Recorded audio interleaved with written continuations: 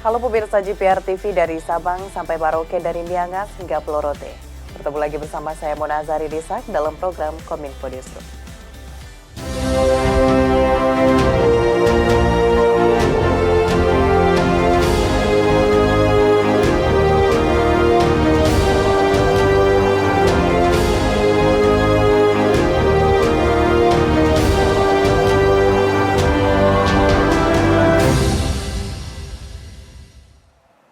Pemirsa, kita ke informasi pertama. Dirjen Aptika Kementerian Kominfo Samuel Abrijani Pangerapan mengatakan pihaknya telah mengambil langkah untuk meminta klarifikasi kepada Komisi Pemilihan Umum sebagai penyelenggara sistem elektronik terkait dengan dugaan kebocoran data daftar pemilih tetap.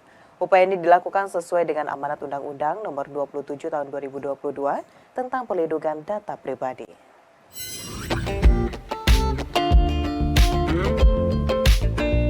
Sehubungan dengan pemberitaan tentang dugaan kebocoran data pemilih milik Komisi Pemilihan Umum, Kementerian Komunikasi dan Informatika telah mengirimkan surat permintaan klarifikasi. Direktur Jenderal Aplikasi Informatika Kementerian Kominfo Samuel Pangerapan dalam rapat kerja bersama Komisi 1 DPR Republik Indonesia menyatakan, saat ini pihaknya tengah melakukan pengumpulan data dan informasi untuk penanganan dugaan kebocoran data tersebut. Ia menilai langkah ini dilakukan sesuai dengan amanat Peraturan Pemerintah Nomor 71 Tahun 2019 tentang penyelenggaraan sistem dan transaksi elektronik serta pasal 39 Undang-Undang Nomor 27 Tahun 2022 tentang pelindungan data pribadi.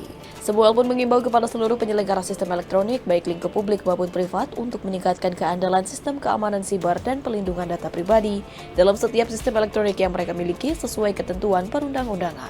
Kami menunggu jawaban. Habis itu memang ini adalah tugasnya dari teman-teman dari kepolisian dan BSSN.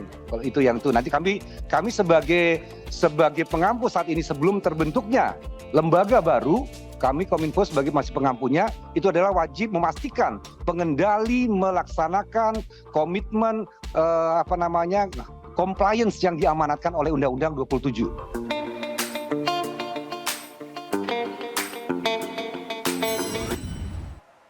Kementerian Komunikasi dan Informatika berkomitmen menjamin dukungan konektivitas telekomunikasi yang andal selama penyelenggaraan Pemilu 2024. Hal ini dilakukan guna memudahkan disseminasi informasi seputar Pemilu 2024, termasuk hasil penghitungan suara hingga ke pelosok daerah di Indonesia.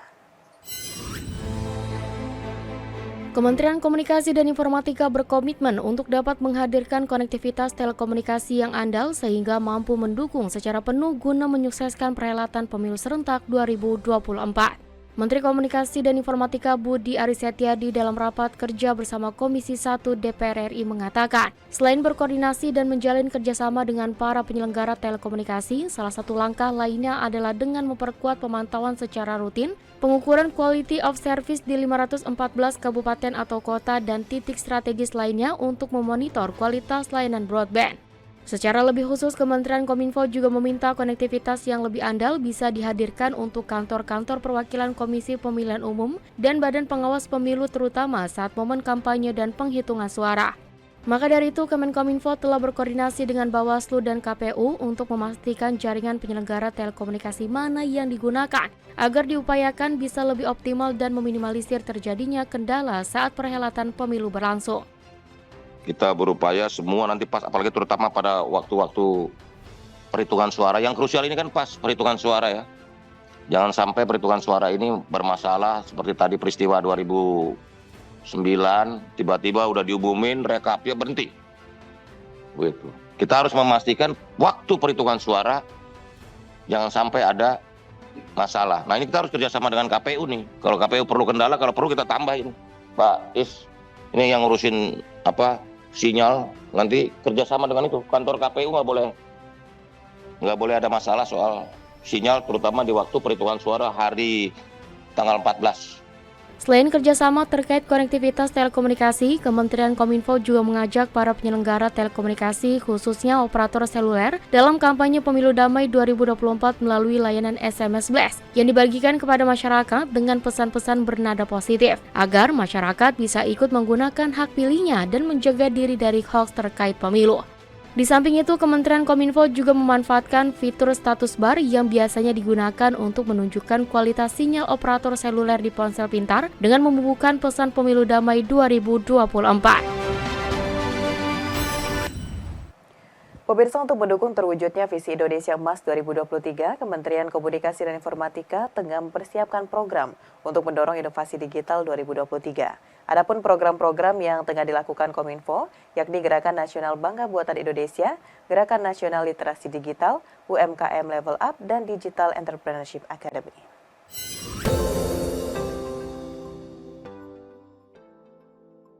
Dalam acara Indonesia Digital Summit 2023 yang digelar di Jakarta dengan mengangkat tema Proyeksi Masa Depan Ekonomi Digital Indonesia 2024-2029, Menkominfo Budi Aris Setiadi menyebutkan, Kementerian Komunikasi dan Informatika tengah mempersiapkan program untuk mendorong inovasi digital 2023. Sektor informasi dan komunikasi tumbuh pesat bahkan di masa pandemi COVID-19 dan terus tumbuh di atas pertumbuhan PDB seiring dengan digitalisasi aktivitas perekonomian.